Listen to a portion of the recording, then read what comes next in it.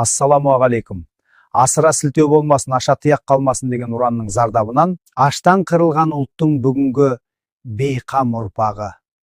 Ресми деректерде Қазақстан шамамен 1.500.000 адам қайтыс болып, олардың 1.300.000 қазақтар болған. Ашаршылық кесірінен қазақтар саны 38-42%-ға кемген. Бұл 1930 жылдардағы Кеңес одағында болған ашаршылықтардың ең үлкен пайызы. Басқа деректер бойынша ашаршылықта 2.300.000 адам қайтыс болған деп айтылады. Белгілі қаламгер, тарихшы әрі блогер Нұрбек Бекбауып баламыз өзінің Facebook парақшасында мынандай деректер келтіреді. Ол өзінің құмға сіңген судай жоғалған 130 ру деген мақаласында ашаршылық жылдары орта және ұсақты 130 рудың шежіресі тоқтапты. Яғни осыншама тайпаның өкілдері арамызда жоқ қазір. Сұмдық емес пе? Иә, солай шығар дейміз де қоямыз. Ал армян халқы болса кезінде түрік құқығында жоғалтқан 10%-ын даулап, ол проблеманы әлемдік деңгейге көтеріп жіберді.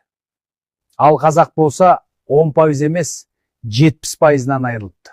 Айналайындар-ау, әлемге геноцид деп жар салу бұлай тұрсын, ашаршылық болды дегенде де айта алмай жүрміз ғой. Айтпақшы, жоғалған 130 руды қайдан алдың дейсіз ғой. Америкалық ғалым Сара Камеронның дерегінен алдым.